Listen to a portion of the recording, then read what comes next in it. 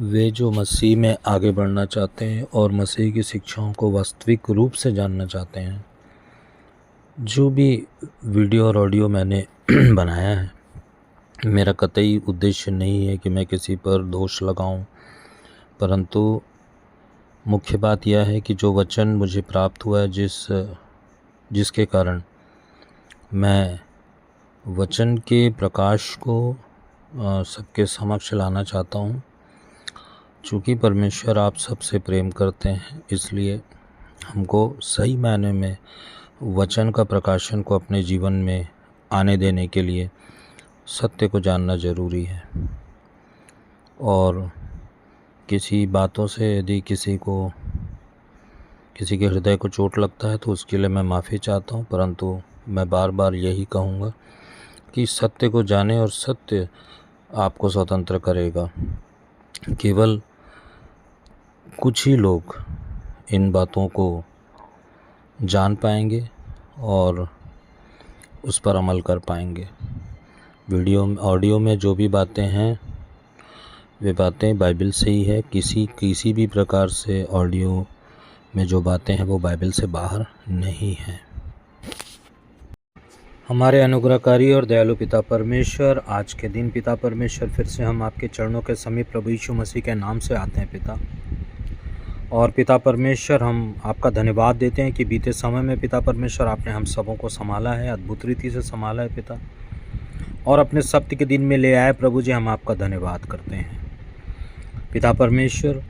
हम प्रार्थना करते हैं पिता कि अपने पवित्र आत्मा के दिए जाने के द्वारा पिता परमेश्वर, जो आपने हमारी आत्मिक आँखों को खोला है पिता प्रभु, अपने अनुग्रह और अपने सामर्थ्य को और दीजिए पिता, ताकि हम तुझे और जानने पाए पिता। सारी बातों की आदर और महिमा प्रभु जी हम आपको देते हैं। विनती हम अपने उद्धारकर्ता प्रभु यीशु मसीह के सामर्थ्य और पवित्र नाम से मांगते हैं, सुनिए और दया से ग्रहण कीजिए, आमीन।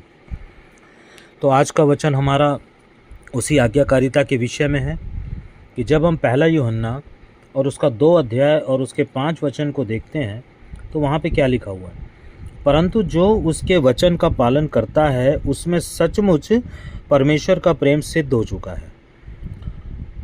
इसी से हम जानते हैं कि हम उसमें हैं। तो हम स्वयं को कैसे जान सकते हैं कि हम वास्तव में प्रभु यीशु मसीह में और परमेश्वर में हैं?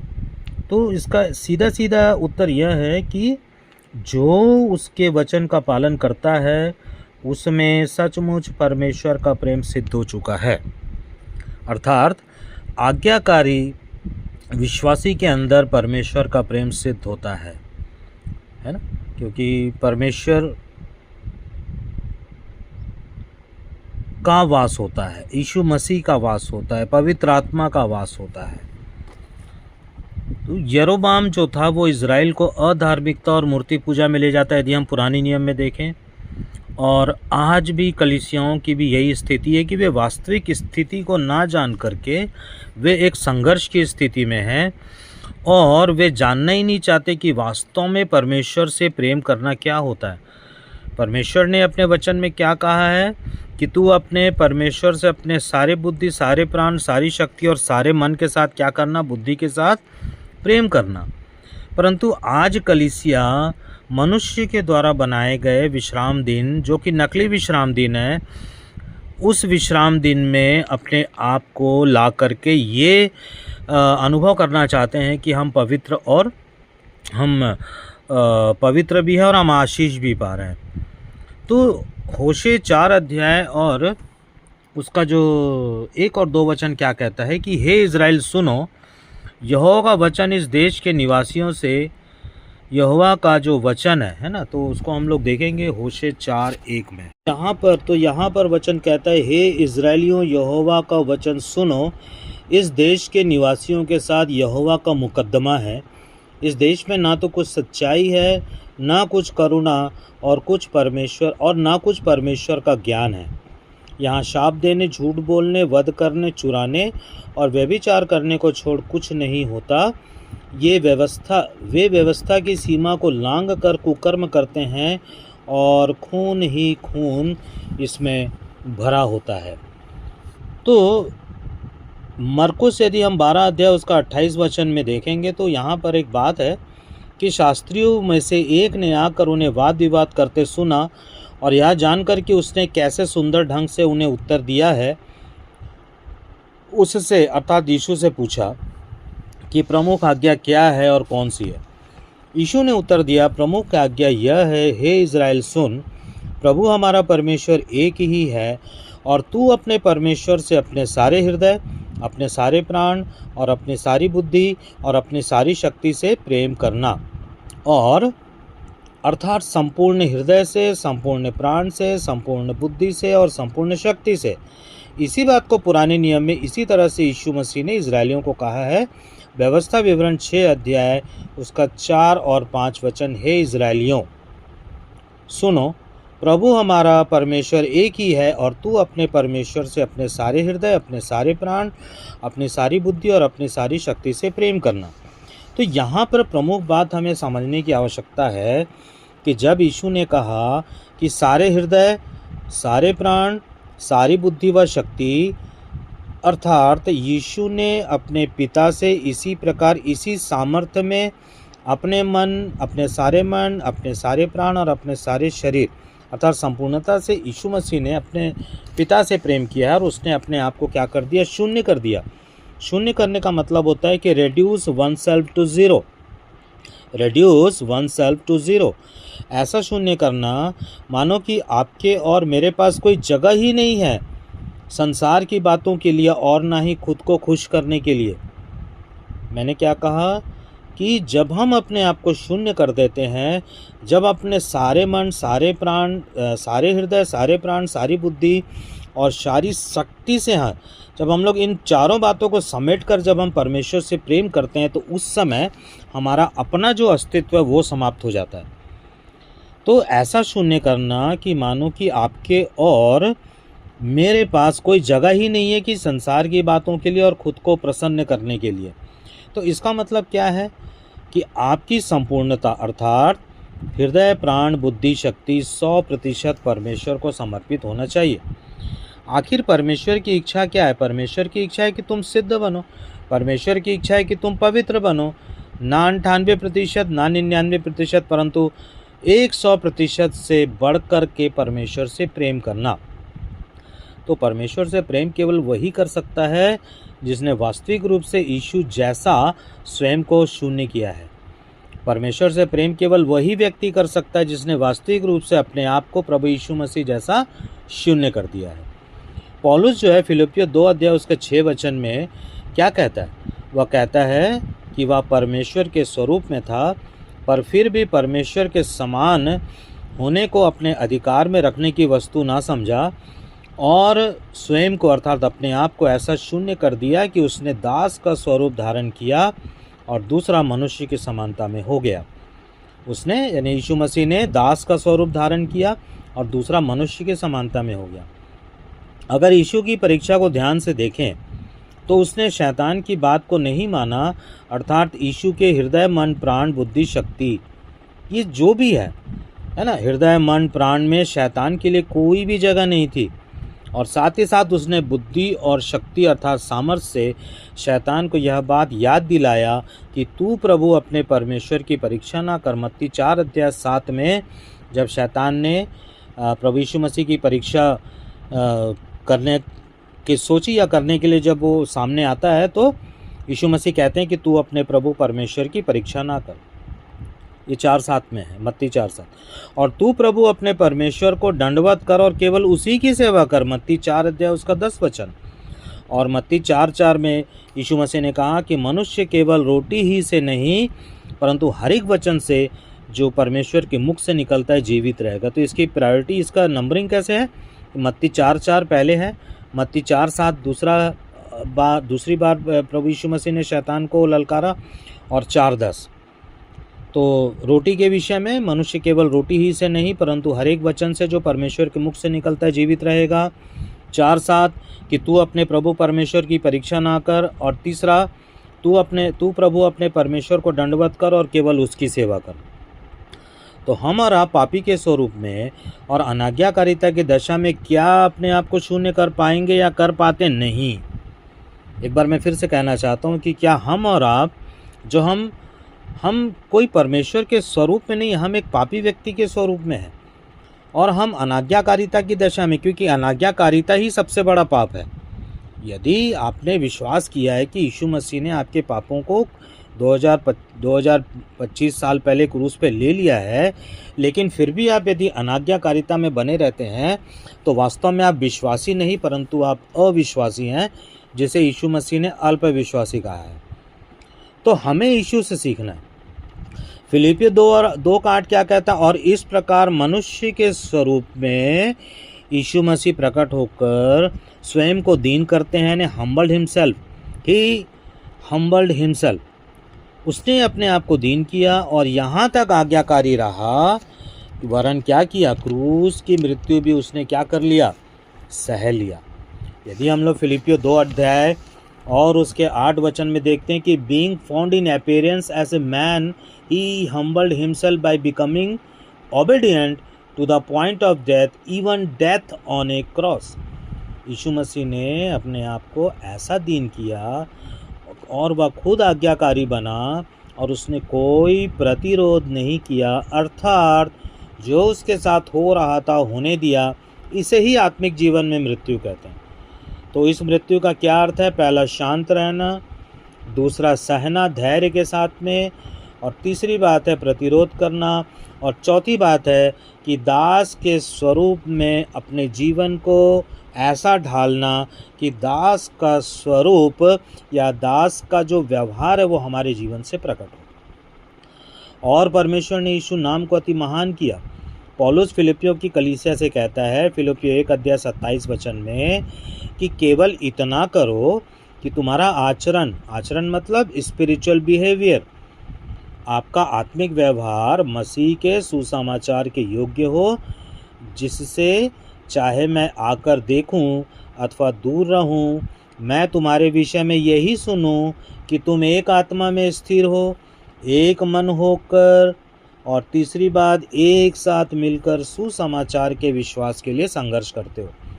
तो सबसे महत्वपूर्ण बात क्या है कि एक आत्मा में स्थिर होना व्यक्तिगत रीति से, दूसरा कलीसियाई दृष्टि से हमको एक मन होना, और व्यक्तिगत और कलीसियाई दृष्टि से हम लोग देखें तो एक साथ मिलकर सुसमाचार के विश्वास के लिए संघर्ष करना।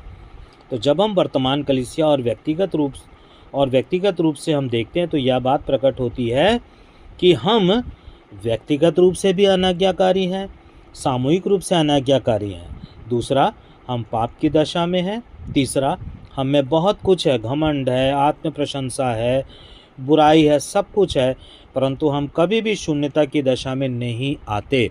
अगर शून्यता की दशा में आते तो अपने परमेश्वर से अपने सारे बुद्धि, सारे प्राण, सारी शक्ति और सारे मन से क्या करते? प्रेम करते। चौथी बात, हम एक आत्मा में अर्थात पवित्र आत्मा में स्थिरता नहीं है, क्योंकि हमारे अंदर जो स्पिरिट्स होता है वो दुष्टात्माओं का वो स्पिरिट होता है जिसे शैतान नियंत्रित करता है और जो मनुष्यों के माध्यम से होता है। पांचवी बात, ना ही हमारा मन एक है और ना ही मिलकर हम यह तय कर पा रहे हैं कि वास्तव में परमेश्वर की आज्ञाकारिता में संपूर्णता से चलना चाहिए या नहीं चलना चाहिए। आप कहते हैं कि हम तो सब 9 आज्ञाओं को मानते हैं, लेकिन हम सप्त को छोड़ देंगे क्योंकि सप्त तो कोई मतलब है ही नहीं, क्योंकि सप्त में यीशु मसीह ने रोगियों को चंगा किया है, इसलिए हमको सप्त में आने की ज़रूरत नहीं है। सप्त का विरोध किया यीशु मसीह ने। यहीं पर आप धोखा खाते हैं कि यीशु मसीह ने सप्त का विरोध नहीं किया। शास्त्री और फरीसी जो थे वो सप्त को इतना कठोर बनाते थे कि उसमें ये कहते थे कि भाई ये सप्त के दिन में चंगाई करना उचित नहीं है, लेकिन यीशु मसीह ने उनको समझाया, उनको बताया कि जो सप्त का मतलब ये नहीं है कि हम उस दिन कोई ऐसी बातें हों जिसमें मनुष्य की मानवता या मनुष्य को यदि किसी बात की आवश्यकता हो और हम बोलें कि नहीं आज नहीं हम कल करेंगे, तो ये गलत है, क्योंकि यदि उसको चंगाई चाहिए तो उसको सप्त के दिन ही चंगाई चाहिए। यीशु मसीह ने कभी सप्त का विरोध नहीं किया। यीशु मसीह तो बोलते हैं कि मैं सप्त का भी प्रभु हूँ, तो आप सप्त में क्यों नहीं आते? आप 7वें दिन में इकट्ठा क्यों नहीं होते? क्योंकि देखिए, जब तक आप लोग परमेश्वर की 10 आज्ञाओं को अपने जीवन में पूरा नहीं करेंगे, तब तक आपकी आत्मिक आंखें भी नहीं खुलेगी। क्योंकि परमेश्वर का वचन कहता है कि तू 7वें दिन को पवित्र मानने के लिए स्मरण रखना। 7वें दिन को परमेश्वर ने क्या दिया है? आशीष दिया है। और हमारे हृदय में शैतान के लिए कई कोठरियां हमने बना ली है, पर परमेश्वर को इच्छा पूरी करने वाला मन हमारे अंदर नहीं है। हम में आज्ञाकारिता में चलने वाले हृदय भी नहीं है, ना ही मन है, ना ही बुद्धि और ना सामर्थ्य है कि हम शैतान की धूर्तता को समझ सकें और सत्य पर आचरण करें। भाई, शैतान तो यही चाहता है कि वह हमारे और आपकी 1% या 0.5% भी यदि हमारी अनाज्ञाकारिता हो तो वह हमें क्या कर देगा? नाश कर देगा। हमें आवश्यकता है कि हम 100% परमेश्वर के वचन की आज्ञाकारिता में चलें। जब हम लोग प्रभु यीशु मसीह के जीवन से देखते हैं तो प्रभु यीशु मसीह ने अपनी प्रसन्नता के लिए कोई स्थान नहीं रखा, क्योंकि उसने स्वयं को इतना दीन अर्थात शून्य कर दिया कि अब उसका देह, प्राण, आत्मा अर्थात ये तीनों में से कुछ भी अपना कहकर नहीं बचा था। यूहन्ना 8 अध्याय उसका 29 वचन में यीशु मसीह कहते हैं कि वह परमेश्वर जिसने मुझे भेजा मेरे साथ है, उसने मुझे अकेला नहीं छोड़ा। मैं सदा वे ही कार्य करता हूँ जिससे वह यानी परमेश्वर पिता प्रसन्न होते हैं। यीशु मसीह क्या कहते हैं कि मैं सदा वे ही कार्य करता हूँ जिससे पिता प्रसन्न होते हैं। इस कथन से हम क्या समझ सकते हैं? नंबर 1, जब तक पिता की संपूर्णता और उसके वचन के पालन करने के संदर्भ में हम बीच का मार्ग निकालने की कोशिश करते हैं तो हम संसार के साथ समझौता करते हैं और फिर हम कहते हैं कि यही ठीक है, सब चलता है, कोई बात नहीं, संडे भी चलता है। और दूसरी बात, जो आज्ञाकारिता में चलता है उसे परमेश्वर कभी अकेला नहीं छोड़ते। तीसरी बात, जो परमेश्वर की इच्छा के अनुसार काम करता है वह परमेश्वर को प्रसन्न करता है। तो यीशु ने यहूदियों को उत्तर दिया यूहन्ना 8 अध्याय उसका 8 का 34 में, क्योंकि यहूदी क्या कह रहे थे कि हम तो इब्राहिम के वंशज हैं और अब तक किसी के दास ना हुए। यीशु ने कहते हैं यूहन्ना 8 अध्याय 39 में कि यदि तुम इब्राहिम के संतान हो तो इब्राहिम के समान कार्य करो। और चूंकि तुम यूहन्ना 8:37 इब्राहिम के वंशज हो और फिर भी तुम मुझे मार डालना चाहते हो, क्योंकि मेरा वचन तुम्हारे हृदय में स्थान नहीं पाता। इसलिए यूहन्ना 8:34 में यीशु यहूदियों से कहते हैं कि मैं तुमसे सच सच कहता हूँ कि हर एक जो पाप करता है वह पाप का दास है। तो यीशु मसीह ने कहा यूहन्ना 8 अध्याय 47 वचन में कि वह जो परमेश्वर का है, परमेश्वर की बातें सुनता है। तो मनुष्य परमेश्वर का कब रहता है? कि जब एक मनुष्य अपनी संपूर्ण आज्ञाकारिता से परमेश्वर को प्रसन्न करता है, यीशु मसीह को प्रसन्न करता है, यीशु मसीह से प्रेम करता है और यीशु मसीह के वचन का पालन करता है, तब पिता प्रसन्न होते हैं और पिता की प्रसन्नता में ही पवित्र आत्मा को पाना संभव है। तो क्या वचन का क्या मतलब निकलता है कि वह यूहन्ना 8 अध्याय 47 वचन कि वह जो परमेश्वर का है, परमेश्वर की बातें सुनता है, और जो नहीं सुनता वह परमेश्वर का नहीं है। अब आप बोलेंगे कि भाई मैं तो 9 आज्ञा का पालन करता हूँ, तो आप सप्त का पालन क्यों नहीं करते? भाई, परमेश्वर ने सप्त को पवित्र ठहराया है और सप्त जो 7वां दिन है ना, 7वां दिन है, 7वें दिन को परमेश्वर ने पवित्र ठहराया, 7वें दिन को परमेश्वर ने आशीष दी और 7वें दिन ही हमको क्या करना है? परमेश्वर के लिए रुकना है। आप प्रतिदिन प्रार्थना करिए, उससे हमारा कोई लेना देना नहीं है। लेकिन जो सप्त का जो दिन है, जो सप्त का जो 7वां दिन है, परमेश्वर की आशीष और परमेश्वर की पवित्रता उसमें छुपी हुई है। हम परमेश्वर को जान पाते हैं, है ना। हम जब तक हम सप्त में नहीं आते, इसका मतलब ये है कि हम परमेश्वर से प्रेम ही नहीं करते, क्योंकि परमेश्वर का वचन क्या कहता है कि तू अपने परमेश्वर से सारे मन, सारे प्राण, सारे हृदय, सारी बुद्धि, सारी शक्ति से क्या कर? प्रेम कर। तो जब हम इन बातों को अपनी संपूर्णता के अस्तित्व, जब अपनी संपूर्णता परमेश्वर को सौंपते, यीशु मसीह को सौंपते हैं, तो हमारे लिए अपना कुछ तर्क करने के लिए बचता नहीं है। और जब तर्क करने के लिए बचता नहीं है तो इसका मतलब ये है कि आपको सप्त का दिन अक्षरशः पालन करना ही होगा। क्यों? क्योंकि सप्त के दिन को परमेश्वर ने ठहराया है, ना कि मनुष्य ने। और रविवार जो है वो लौदीकिया की कलीसिया में मनुष्यों द्वारा व्यवस्था और समय को बदला गया है।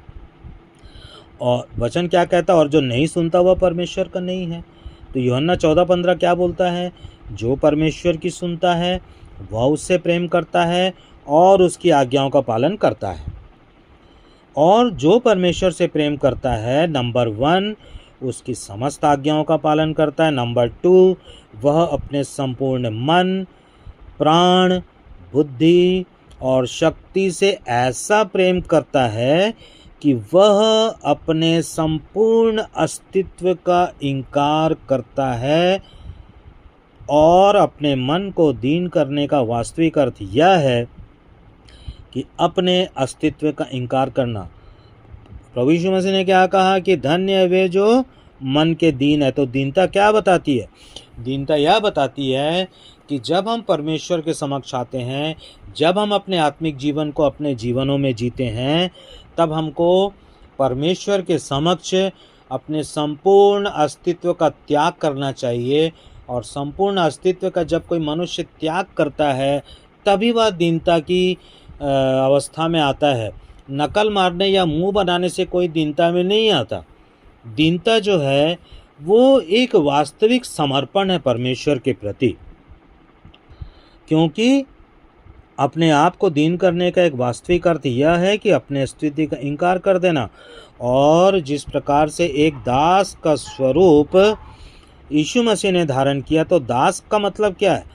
क्योंकि एक दास ही अपने स्वामी की आज्ञा पूरी तरह मानता है।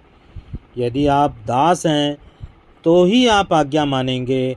आपको महसूस करना चाहिए कि मैं परमेश्वर का दास हूँ।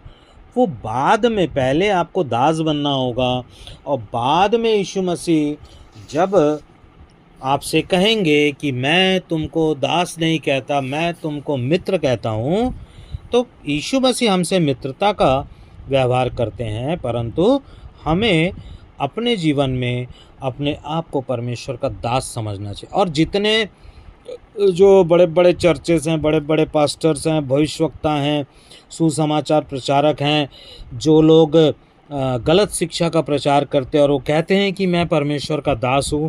भाई, यदि आप परमेश्वर के सच्चे और बड़े दास होते भाई, तो आप परमेश्वर की संपूर्ण आज्ञाओं का पालन करते। आप रविवार नहीं वरन आप परमेश्वर के द्वारा ठहराए गए 7वें दिन में आप आराधना स्तुति करते। आप किसी अन्य व्यक्ति को नहीं देखते, आप उस दिन आराधना स्तुति करते। और सप्ताह का पहला दिन जो रविवार है उस दिन आप काम धाम करते भाई। तो जो अपना अस्तित्व खोना चाहता है वही दास बन सकता है, और जो अपना अस्तित्व खोना नहीं चाहता वह दास नहीं है। और यदि वह दास नहीं है तो यीशु मसीह का मित्र भी नहीं है। यूहन्ना 15:15 में क्या कहते हैं यीशु मसीह? कि अब से मैं तुम्हें दास नहीं कहूँगा, क्योंकि नंबर 1 जो आज्ञा मैं तुम्हें देता हूँ यदि उसे मानो तो तुम मित्र हो। यूहन्ना 15:14। यीशु मसीह की समस्त आज्ञाओं को जब हम अपने जीवन में मानते हैं तब हम उससे मित्रता करते हैं। मित्र प्रेम करता है। दूसरी बात क्या है? मित्र प्रेम करता है। और जब तक मित्र की खरी व सच्ची बातों को मान लेते हैं, अर्थात ऐसा ही जब हम यीशु की आज्ञा का पालन करते हैं यूहन्ना 15:10 के अनुसार, तो वह हमसे निरंतर प्रेम करते हैं, जैसे यीशु पिता के प्रेम में अब तक बने हुए हैं, क्योंकि यीशु मसीह ने अपने पृथ्वी पर के जीवन में अपने पिता की संपूर्ण आज्ञाओं का पालन किया। यदि हम देखें गतसमनी के बाग में, तब वहाँ पर यीशु मसीह का जो पसीना था वो लहू बनकर टपक रहा था और उन्हें क्रूस की मृत्यु को सहना था, क्रूस की मृत्यु तक उनको जाना था। और अंततः वे तैयार हुए और जो पिता की इच्छा थी, जैसे हम लोग पढ़ते हैं कि पिता परमेश्वर ने इस जगत से ऐसा प्रेम किया कि उसने अपने इकलौते पुत्र को दे दिया। तो जो इकलौते पुत्र को दे दिया, इसका मतलब क्या है कि उनका जो इकलौता पुत्र जो यीशु कहलाते हैं, उन्होंने पिता के प्रति अपनी संपूर्ण आज्ञाकारिता को अपने जीवन में जिया।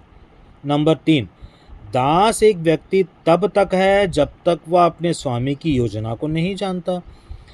मित्र वह होता है जो अपने स्वामी के उद्देश्यों को जानता है। कहने का मतलब यह है कि जब हम यीशु मसीह की आज्ञाओं को मानते हैं तब हम मित्र कहलाते हैं, और जब हम अपने अस्तित्व को खोते हैं तब हम उसके दास कहलाते हैं। तो जब तक हम अपने संपूर्ण अस्तित्व को खोएंगे नहीं, इनकार नहीं करेंगे, तब तक हम परमेश्वर से प्रेम नहीं कर सकते। तो जो वास्तव में परमेश्वर से प्रेम करता है वह किसी और की योजना उद्देश्य में नहीं चलता, वरन वह केवल और केवल अपने स्वामी या मित्र की बातों पर चलता है। यदि हम आज की सांसारिक कलीसियाओं को देख लें तो वे सब के सब किसी मनुष्य के ठहराए हुए योजना में चल रहे हैं, और वो योजना उनको एक न एक दिन नाश करेगी और उनका न्याय होगा।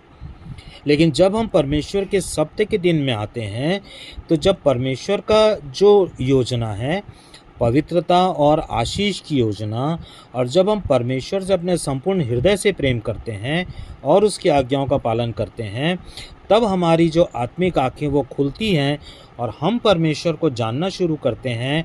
और चूँकि पवित्र आत्मा हमारे भीतर होता है, आज्ञाओं को मानने के कारण जो पवित्र आत्मा हमें दिया जाता है, वो पवित्र आत्मा हमारे भीतर होता है, तो वह परमेश्वर और उनके वचन के बारे में उसका ठीक ठीक प्रकाशन करता है और हमको बहुत ही आनंद की दशा में लेकर के चलता है।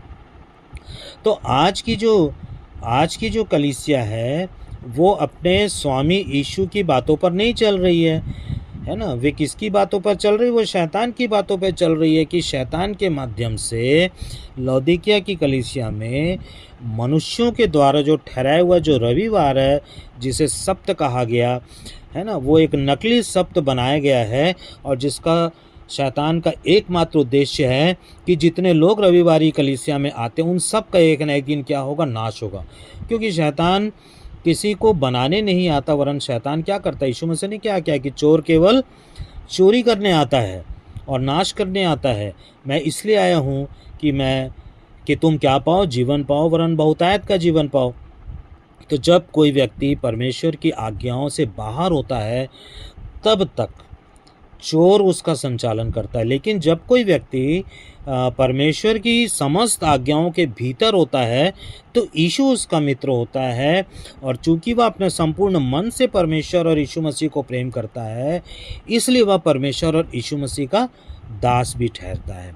परंतु यीशु मसीह क्या कहते हैं कि अब से मैं तुम्हें दास नहीं कहूँगा, क्योंकि जो आज्ञा मैं तुम्हें देता हूँ यदि तुम उसे मानो तो तुम मित्र हो।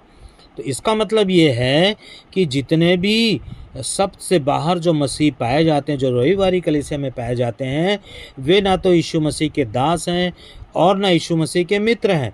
यदि वे परमेश्वर की समस्त आज्ञाओं का पालन करते हैं तभी वे यीशु मसीह के क्या कहलाएंगे? मित्र कहलाएंगे, क्योंकि वे परमेश्वर के मुख को नहीं ढूंढते हैं ना। आज की कलीसिया ऐसी कलीसिया जिसमें ना तो यीशु के चेले हैं, ना तो यीशु के दास हैं और ना ही यीशु के मित्र, क्योंकि वे परमेश्वर के मुख को नहीं ढूंढते। अगर ढूंढते तो वे सत्य की पहचान तक पहुंच जाते। और सत्य क्या है? सत्य यह है कि परमेश्वर की आज्ञाकारिता में चलना, जैसा कि यीशु अपने पृथ्वी पर के जीवन में 33.5 वर्ष चले। आखिर कोई व्यक्ति यीशु मसीह से प्रेम क्यों करेगा? भाई आपका एक प्रश्न हो सकता है कि भाई हम यीशु मसीह से प्रेम क्यों करें? तो जब एक व्यक्ति अपने पाप की दशा से बाहर निकलता है और जब उसे पता चल जाता है कि एक यीशु है जो संसार के पाप को उठा लिया है, और जब एक व्यक्ति यह बात पूरी तरह समझ जाता है कि उसकी पापी दशा की, मृत्यु की जो अवस्था थी, उसे यीशु ने अपने क्रूस पर ले लिया है और मृत्यु की दशा को पा लिया है, तो जब वह निश्चित हो जाता है कि उसके पाप की दशा को यीशु ने अपने क्रूस पर ले लिया है, और जो दंड और मृत्यु उसे सहनी थी, क्रूस पर यीशु ने सह लिया, और मृत्यु को पाकर वह मेरे बदले नरक तक गया। जब वह व्यक्ति इन बातों को अपने हृदय से, मन से, प्राण से, शक्ति से, सामर्थ्य से स्वीकार करता है और अपने आप को स्वतंत्र पाता है, तब वह यीशु से प्रेम करना शुरू करता है। और जब उसको उसकी आज्ञाओं के बारे में पता चलता है तो वह अक्षरशः उसकी आज्ञाओं का पालन करना शुरू करता है, विश्वास में बढ़ता है। और जब वह आज्ञाओं को अपने जीवन में जीना चाहता है और चूंकि उसके हृदय में परमेश्वर और उसके पुत्र के प्रति सच्चा प्रेम होता है, तब परमेश्वर अपनी प्रतिज्ञा को पूरा करते हैं और उसके हृदय में पवित्र आत्मा भेजते हैं, जिससे वह परमेश्वर की आज्ञाओं को अपने भीतर पाता है और पवित्र आत्मा की सहायता से अपने जीवन के द्वारा परमेश्वर को जीवन पर्यंत प्रसन्न करता है। वह सिद्धता और पवित्रता की ओर बढ़ता है। तो कोई यह कहता है कि भाई मैं परमेश्वर से प्रेम करता हूँ और उसके जीवन में आज्ञाएं है ही नहीं, तो यह कैसे संभव है कि वह परमेश्वर से प्रेम करता है। यदि कोई कहता है कि वह अपने पड़ोसी से प्रेम करता है पर सप्त को पवित्र करके स्मरण नहीं करता, वह ना तो परमेश्वर से प्रेम करता और ना मनुष्य से।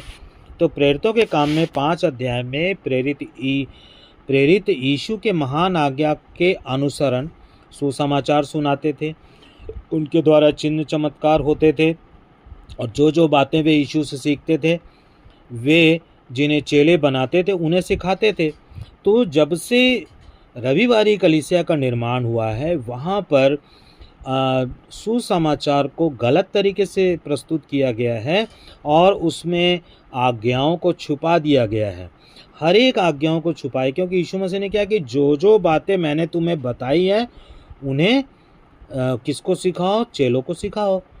तो जब हम लोग देखते हैं तो चंगाई और अन्य बातें, धन की बातें यही कलीसिया में होती हैं और आज्ञाकारिता की बातों को कलीसिया में सिखाया नहीं जाता। तो जब आज्ञाकारिता ही सिखाया नहीं जाएगा और जब वो आज्ञाकारिता से बाहर ही हैं तो कहाँ से आज्ञाकारिता सिखाएंगे।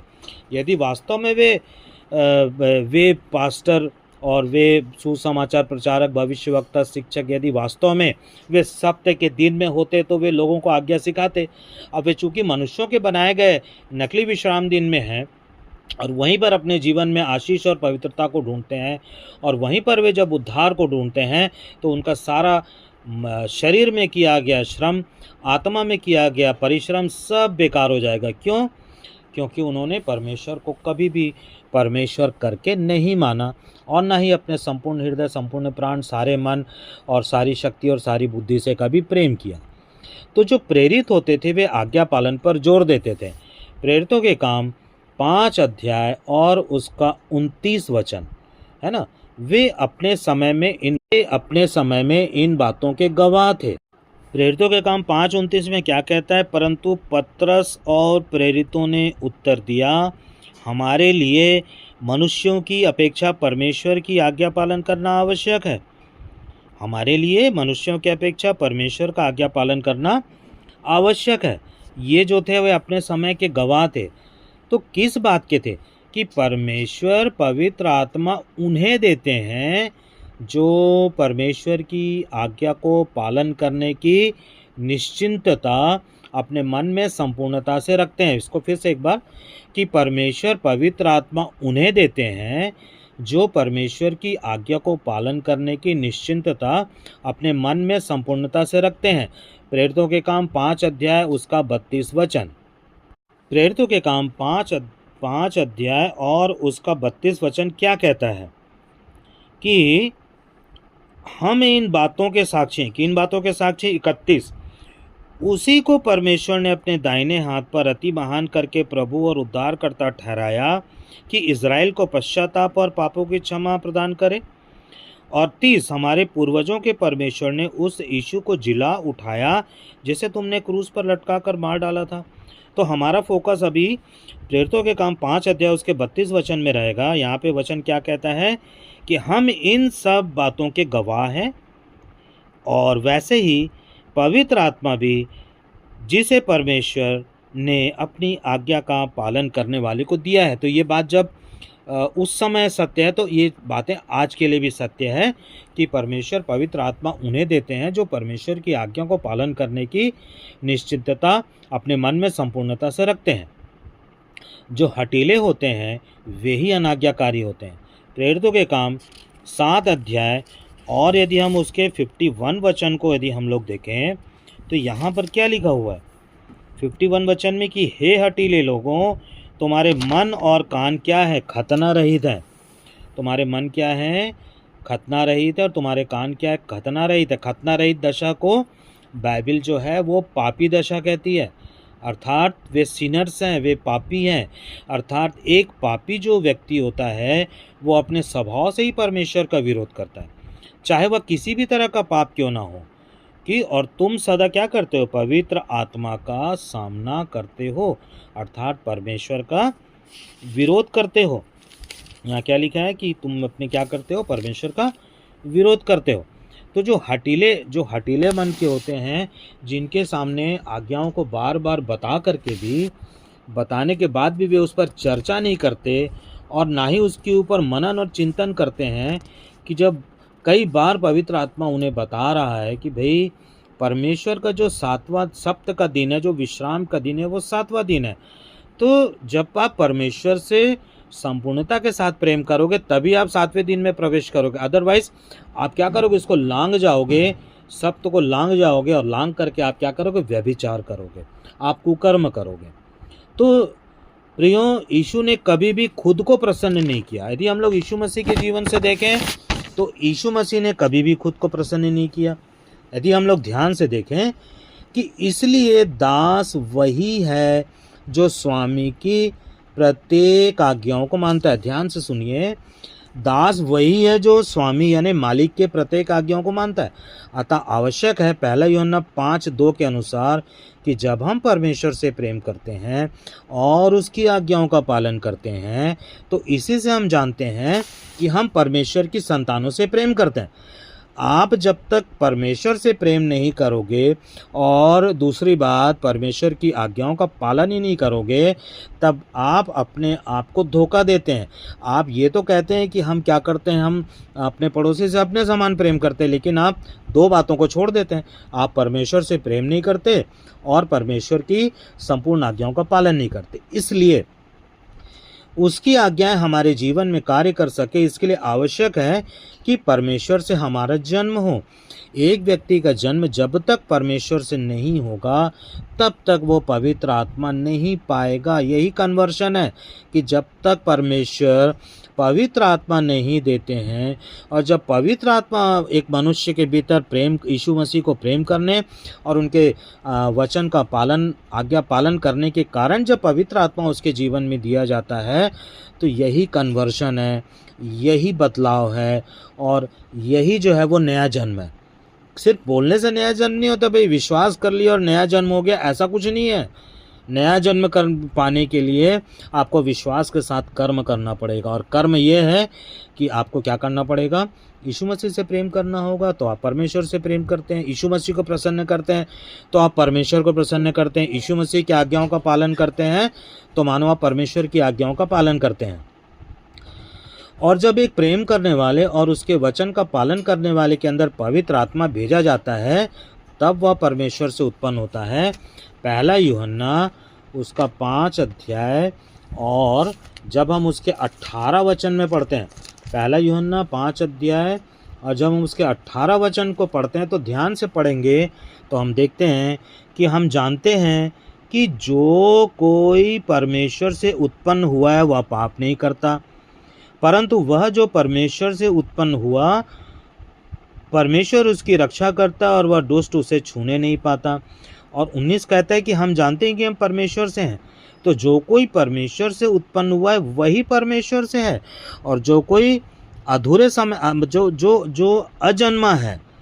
अजन्मा है वो परमेश्वर की आज्ञाओं का पालन नहीं कर रहा है। इसका मतलब ये है, जब हम पूरा विश्लेषण करेंगे और समझेंगे तो संसार में जितने भी लोग जो हैं वो रविवारी कलीसिया में पाए जाते हैं, वे किसी भी तरह से परमेश्वर से प्रेम नहीं करते।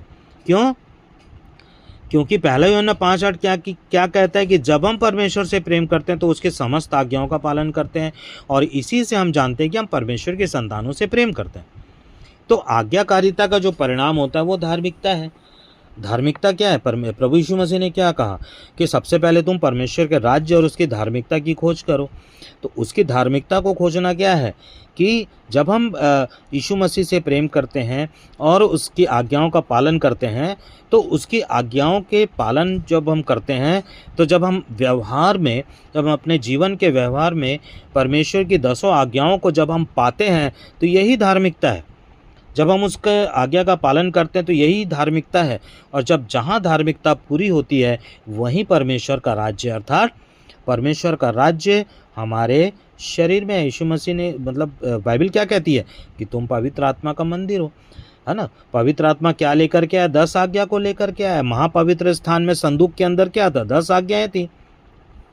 तो 10 आज्ञा का जब व्यवहार में संपूर्णता के साथ हमारे जीवन में पूरा होता है, तभी हमारी धार्मिकता पूरी होती है। और जब धार्मिकता पूरी होती है और 10 आज्ञाओं का व्यवहार हमारे जीवन में होता है, तो यही परमेश्वर का राज्य होता है ना। यीशु मसीह क्या बोले कि परमेश्वर का राज्य तुम्हारे बीच में है, तुम्हारे मध्य है, तुम्हारे अंदर है। रोमियो 6:16 क्या कहता है? क्या तुम नहीं जानते कि किसी की आज्ञा मानने के लिए तुम अपने आप को दासों के समान सौंप देते हो? तो जिसकी आज्ञा मानते हो उसी के दास बन जाते हो। भाई, आप मनुष्य की आज्ञा मान रहे हो। रविवारी कलीसिया में जाने वाले लोग, ठीक है, सैकड़ों सालों से लोग नहीं जान रहे थे, लेकिन अब जब धीरे धीरे सुसमाचार का प्रचार हो रहा है और जब धीरे धीरे आज्ञाकारिता का प्रचार हो रहा है, तब लोग धीरे धीरे जानना शुरू कर रहे हैं कि भाई, रोमियो 6:16 के अनुसार कि क्या तुम नहीं जानते कि किसी की आज्ञा मानने के लिए तुम अपने आप को दासों के समान सौंप देते हो, है ना। तो रविवारी कलीसिया में जो लोग जा रहे हैं वे भी मनुष्य के दास हैं, और जो सप्ताह के दिन को मानते हैं, 7वें दिन को मानते हैं, वो परमेश्वर के दास हैं। तो जब हम लोग कंक्लूजन निकालेंगे तो जो रविवारी कलीसिया में जा रहे हैं उनको पता नहीं है कि वो किसके दास हैं? शैतान के दास हैं, और वे शैतान उनको मित्र बना रहा है। लेकिन जो सप्ताह के दिन में रुकता है, सप्ताह के दिन में परमेश्वर को सम्मान देने के लिए खड़ा होता है, सप्ताह के दिन को पवित्र करके स्मरण रखता है, तो वह किसका दास होता है? परमेश्वर का, यीशु मसीह का दास होता है। और जब वो संपूर्ण आज्ञा का पालन कर लेता है, तो यीशु मसीह क्या कहते हैं कि जब तुम संपूर्ण आज्ञाओं का पालन कर लो तो मैं तुम्हें दास नहीं वरन क्या कहूँगा? मित्र कहूँगा। तो चाहे पाप के दास हो जिसका परिणाम मृत्यु है, अथवा आज्ञाकारिता के दास हो जिसका परिणाम धार्मिकता है। तो करोड़ों की संख्या में जो मसीह लोग हैं, जो अपने आप को मसीह कहते हुए मसीह नहीं है, वे अनाज्ञाकारिता की दशा में धीरे धीरे धीरे धीरे मृत्यु की ओर बढ़ते जा रहे हैं। परंतु जो लोग परमेश्वर के 7वें दिन, अर्थात वे परमेश्वर की संपूर्ण आज्ञा को मानते हुए परमेश्वर के 7वें दिन में अपना जो विश्वास है वो परमेश्वर के सामने अपने हृदय का प्रकटीकरण करते हैं और वे संपूर्ण आज्ञाओं का पालन करते हैं, तब उसका परिणाम क्या होता है? धार्मिकता होता है। तो पौलुस ने यह बात वर्षों पहले स्पष्ट कर दिया था रोमियो 6 में कि आज कलीसिया बपतिस्मा के पीछे का गूढ़ रहस्य को नहीं समझ पा रही है। तो बपतिस्मा क्या है? रोमियो की पत्री उसका 6:3 पाप के लिए मरना, अर्थात यीशु के समान यीशु की मृत्यु में बपतिस्मा लेना, यह एक अवस्था है जो अपने अस्तित्व को खो सकता है, वही यीशु में मृत्यु का बपतिस्मा ले सकता है। तो यीशु मसीह जो क्रूस पर चढ़े, उन्होंने पूरे संसार में समस्त प्राणियों के, समस्त मनुष्यों के पापों को और मृत्यु को उन्होंने अपने क्रूस पर लिया। और जब हम यीशु मसीह के जैसा उसकी आज्ञाकारिता में बने रहते हैं और अपने संपूर्ण अस्तित्व का इनकार करके, जब हम संपूर्ण अस्तित्व का अपने जीवन में इनकार करते हैं, तभी हम यीशु मसीह की मृत्यु का बपतिस्मा लेते हैं। लूका 22:20 क्या कहता है कि जब वे खा चुके, लूका 22 उसका 20 क्या कहता है कि जब वे खा चुके तो उसी प्रकार उसने प्याले लेकर कहा, यह प्याला जो तुम्हारे लिए उंडेला गया है मेरे लहू में एक नई वाचा है। यीशु ने अपने चेलों को संकेत दिया, दाखरस के प्याले को आपस में बांटो। यीशु ने अपने चेलों को संकेत दिया कि दाखरस के प्याले को आपस में बांटो, अर्थात उसका लहू जो स्वर्गीय लहू था और जो आज्ञाकारिता में चल रहा था, उसका लहू जो उसके शरीर में दौड़ रहा था, उसका लहू का कतरा कतरा, बूंद बूंद परमेश्वर के प्रति समर्पित था। और यीशु अपने संपूर्ण अस्तित्व को खो करके मृत्यु को सहते हैं, यहाँ तक कि उसने अपने देह के रहने के दिनों में क्या किया? प्रार्थना किया जो उसको मृत्यु से बचा सकती थी, और वो संपूर्ण मन से क्या रहा? आज्ञाकारी रहा। और यीशु जो दाखरस का प्याला है वो यीशु का लहू को बताता है, और रोटी के विषय में कहा कि यह मेरी देह, इसे ग्रहण करो। तो जब हम लोग ये देखते हैं कि लहू और जो रोटी या जो देह है, इस देह के विषय में ये हम जब हम उसको सही आत्मिक रीति से समझें तो देह जो होता है वो आज्ञाकारी शरीर के बारे में बताता है। तो यीशु मसीह अपने संपूर्ण जीवन में परमेश्वर के प्रति आज्ञाकारी बने रहे, तो उनका देह की हर एक कोशिका, उनके देह की हर एक अंग तंत्र जो था वो परमेश्वर का क्या था? आज्ञाकारी था। तो जब हम परमेश्वर के आज्ञाकारी होते हैं, रोटी और लहू को लेने का मतलब क्या होता है? दाखरस यानी प्रभु भोज लेने का मतलब क्या होता है? प्रभु भोज लेने का मतलब यह है कि जिस प्रकार से प्रभु यीशु मसीह अपने देह में रहने के दिनों में परमेश्वर के प्रति आज्ञाकारी था, उसी प्रकार से जब हम उसके लहू और उसके देह को अपने जीवन में आत्मिक रीति से ग्रहण करते हैं, ना कि शारीरिक रीति से, तब हम क्या होते हैं? प्रभु भोज करते हैं ना। प्रभु भोज करने का मतलब होता है कि अपने अस्तित्व को त्याग देना, उसकी मृत्यु की समानता में आ जाना, और जिस प्रकार से यीशु मसीह आज्ञाकारी थे उसी प्रकार से हमारे जीवन भी आज्ञाकारिता यीशु मसीह के प्रति हो जाना। तो जब पवित्र आत्मा एक प्रेम करने वाले और उसके वचन का पालन करने वाले के जीवन में पवित्र आत्मा की प्रतीक्षा करने के द्वारा जब पवित्र आत्मा उसके जीवन में दिया जाता है, तब जो आज्ञाएं उसके जीवन में आती हैं, तो मसीह उनके जीवन में स्वयं उनके हृदय में वास करते हैं। तो पवित्र आत्मा का वास करना क्या है? पवित्र आत्मा का वास करना यही है कि चूँकि हम व्यवस्था को खुद से हम कभी भी पालन नहीं कर सकते, लेकिन चूंकि हम आज्ञाओं को मानना चाहते हैं, तब जब हम यीशु मसीह से प्रेम करते हैं और उसके वचन का पालन करते हैं और पालन करने की इच्छा हमारे जीवन में होती है, तब इस अवस्था को देख करके परमेश्वर पवित्र आत्मा देते हैं, ताकि पवित्र आत्मा के माध्यम से हम 10 आज्ञाओं को अपने जीवन में क्या कर सकें? जी सकें। यूहन्ना 14:21 क्या कहता है? कि जिसके पास मेरी आज्ञाएं हैं और जो मेरे वचन का पालन करता है, और मैं उससे प्रेम करूंगा और अपने आप को उस पर प्रकट करूंगा। तो अपने आप को उस पर प्रकट करूंगा मतलब क्या है? ये पवित्र आत्मा का बपतिस्मा है। तो वास्तविक बपतिस्मा यह है कि यह बपतिस्मा एक विश्वासी के जीवन में बाहर से अंदर की ओर कार्य करना चाहिए।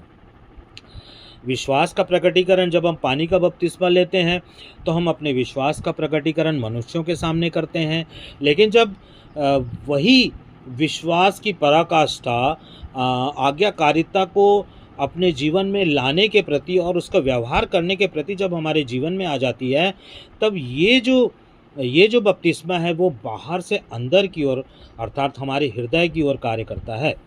तो पानी का बपतिस्मा जहाँ हमारे विश्वास का एक प्रकटीकरण है, वहीं पवित्र आत्मा का बपतिस्मा हमारे हृदय में आज्ञाओं अर्थात वचन के आने के कारण हमारे हृदय में यीशु मसीह के निवास का प्रकटीकरण है।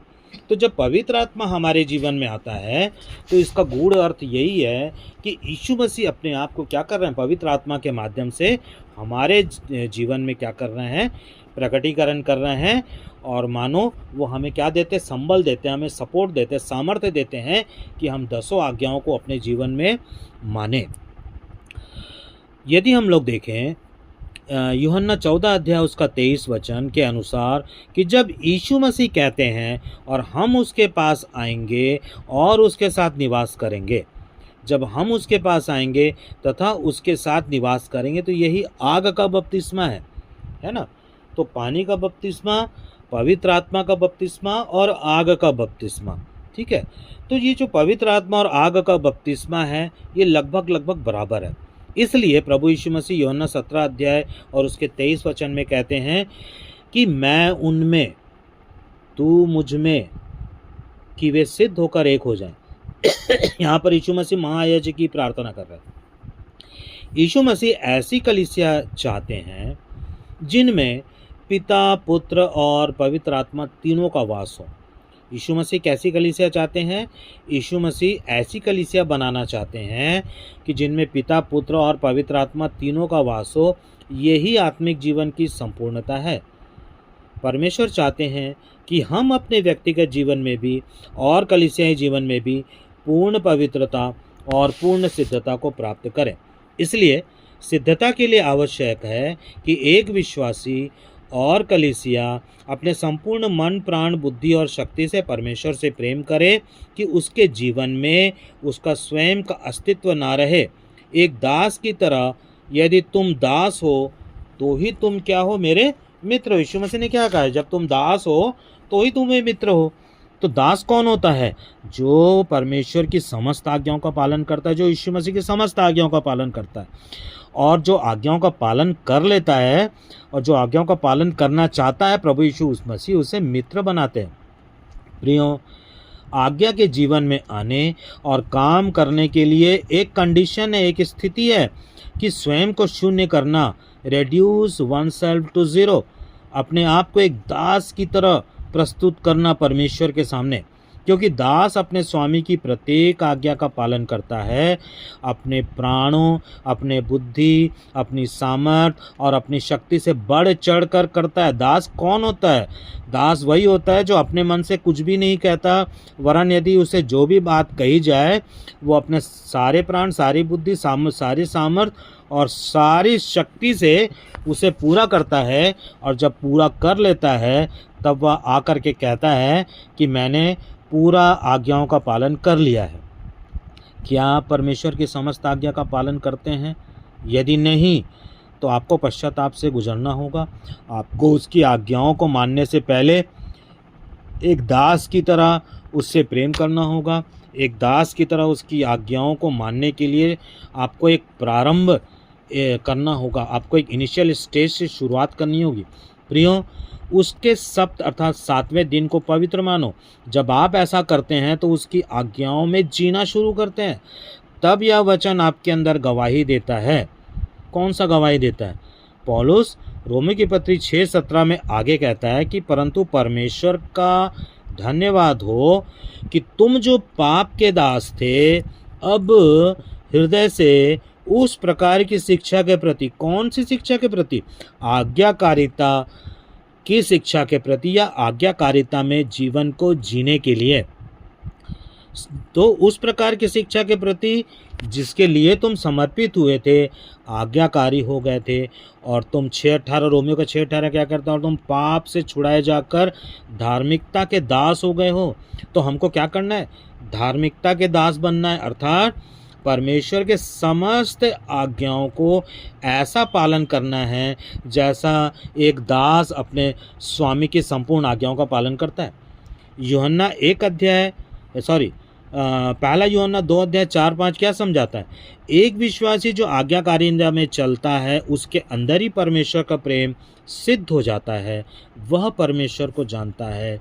सहायक उसके भीतर पिता, पुत्र और पवित्र आत्मा की सहभागिता में कार्यरत रहता है। और 1 यूहन्ना 5:7 क्या देता है? यही हमारे जीवन की गवाही है कि वास्तव में हमने पवित्र आत्मा को पाया कि नहीं, परमेश्वर को प्रसन्न करके और यीशु मसीह से प्रेम करके और उसकी आज्ञाओं का पालन करके। और जब पवित्र आत्मा आता है तब परमेश्वर की संपूर्ण पवित्रता को और संपूर्ण आशीष को लेकर के हमारे भीतर आता है और पिता, पुत्र और पवित्र आत्मा की संपूर्णता हमारे जीवन में काम करती। यही हमारे आज्ञाकारिता के जीवन के गवाह ठहरेंगे और कुछ भी गवाह नहीं ठहरेगा, है ना। क्योंकि गवाह देने वाले केवल 3 है, पिता, पुत्र और पवित्र आत्मा। 1 यूहन्ना 5:7 यही कहता है कि जो हमारे जीवन की गवाही कौन देगा? पिता, पुत्र और पवित्र आत्मा। तो कहने का मतलब यह है कि हमको वास्तविक स्थिति को जानना है कि हम कहाँ हैं और हमें कहाँ होना चाहिए।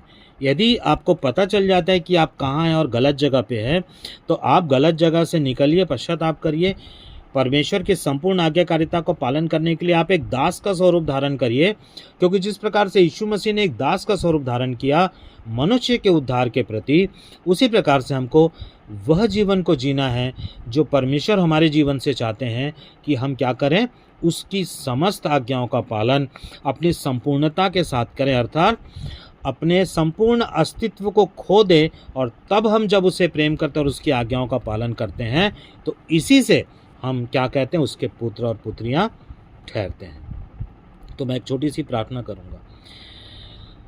पिता परमेश्वर, हम आपका धन्यवाद देते हैं आज के इस वचन के लिए। प्रभु, आपने वचन के द्वारा हम सबों से बोला और बातचीत किया, जितने ऑनलाइन सुनने वाले हैं प्रभु, जब ये ऑनलाइन वचन सुनते हैं तो होने दे पिता परमेश्वर की इस वचन उनके हृदय में कार्य करे, वे सच्चाई को जाने, सत्य को जाने, ताकि सत्य उन्हें स्वतंत्र करे, मनुष्य की आज्ञा में नहीं, जो कि शैतान के द्वारा मनुष्य का उपयोग करके जो रविवारी जो विश्राम दिन ठहराया गया है उससे निकलें, उसको समझे कि हम गलत जगह में हैं, और वहाँ से निकल करके परमेश्वर का जो 7वें दिन जिसे परमेश्वर ने आशीष दिया, जिसे परमेश्वर ने पवित्र ठहराया है और जिसे परमेश्वर ने उसे हमारे जीवन में स्मरण रखने के लिए बोला है, उस जगह पर हम आएँ और हम आकर के परमेश्वर को प्रसन्न करने की कोशिश करें, उसकी आज्ञाकारिता में चलने की कोशिश करें। लेकिन पश्चाताप बहुत ही ज़रूरी है जीवन में कि प्रभु, अब तक मैं गलत स्थान पे था। प्रभु, आपका धन्यवाद हो कि पवित्र आत्मा ने आज हमसे बोला और बातचीत किया। होने दे पिता परमेश्वर कि जितने ऐसा निर्णय लेते हैं प्रभु, उनके जीवन में आप बहुतायत से आशीष दीजिए। जितने सुनने वाले हैं प्रभु, उनके हृदय में कार्य कीजिए, ताकि उनकी आत्मिक आँखें खुलने पाए और वे अपने प्रभु से, अपने परमेश्वर से अपने संपूर्ण मन, अपने संपूर्ण प्राण, अपने संपूर्ण शक्ति सामर्थ और अपनी सारी बुद्धि से प्रेम करने पाए। प्रभु, सारी बातों की आदर महिमा आपको देते, विनती यीशु मसीह के नाम से मांगते हैं, आमीन, आमीन, आमीन।